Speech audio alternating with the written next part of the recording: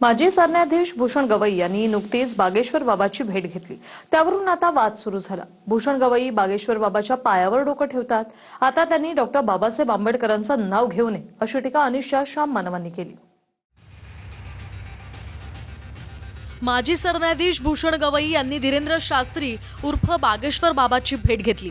त्यावरून अंधश्रद्धा निर्मूलन समितीच्या श्याम मानव यांनी सडकून टीका केली.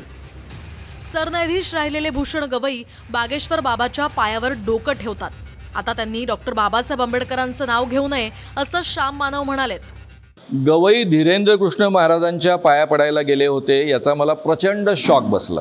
कारण ते गवईंचे पुत्र आहेत अशी माझी समजूत आहे, रासू गवईंचे. तर त्यांचे चिरंजीव जे स्वतः म्हणतात मी आंबेडकरी विचारांचा आहे, आंबेडकरांच्या विचारांचं मी दूध प्यालेलो आहे, तो माणूस जर धीरेंद्र कृष्ण महाराजांच्या पायावर डोकं ठेवत असेल आणि आशीर्वाद घेत असेल, CGI राहिलेला माणूस, तर माझं एवढंच म्हणणं आहे की तुम्ही यापुढे कधीही आंबेडकरांचं नाव घ्यायचं नाही.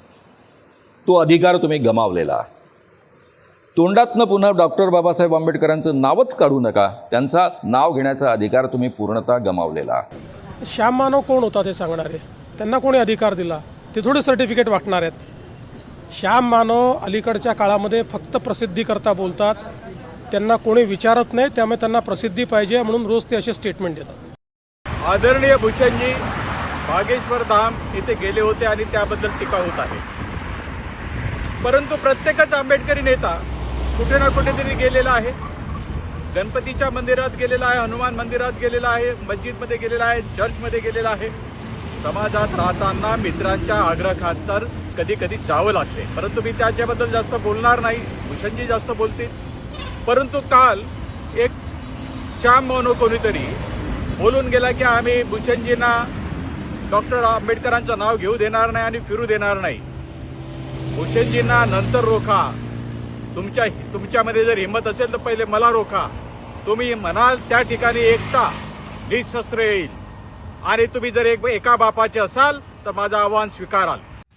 22 एप्रिलला मध्य प्रदेशच्या छतरपूर या जिल्ह्यातल्या बागेश्वर धामला भूषण गवईंनी सहकुटुंब भेट दिली.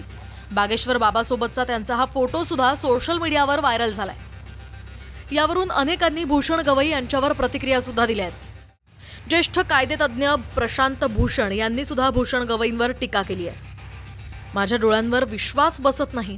माजी सरन्यायाधीश गवई एका द्वेष पसरवणाऱ्या भोंदू माणसासोबत, यातून ते न्यायव्यवस्थेला नेमका काय संदेश देत आहेत हे अत्यंत धक्कादायक आहे असं प्रशांत भूषण म्हणालेत. तर भूषण गवई यांचं कुटुंब आंबेडकरवादी आहे. भूषण गवई यांचे वडील रासू गवई हे Republican party of India Gavai गटाचे संस्थापक होते. रासू गवईंनी बिहार, सिक्कीम, केरळमध्ये राज्यपाल पदाची जबाबदारीही सांभाळली. डॉक्टर बाबासाहेब आंबेडकरांच्या निकटवर्तीयांपैकी एक म्हणून भूषण गवई यांच्या वडिलांची ओळख होती. दिव्य दरबारात व्यक्तीला पाहूनच त्याच्याबद्दल माहिती देण्याचा दावा बागेश्वर बाबा करतात.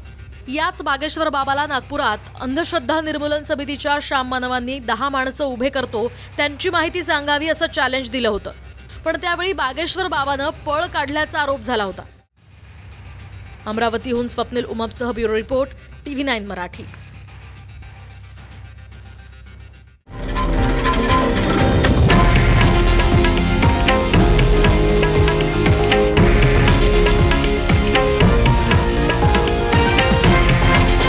हे आहे देशातील नंबर 1 न्यूज नेटवर्क आणि आपण पाहत आहात TV9 मराठी, एकमेव.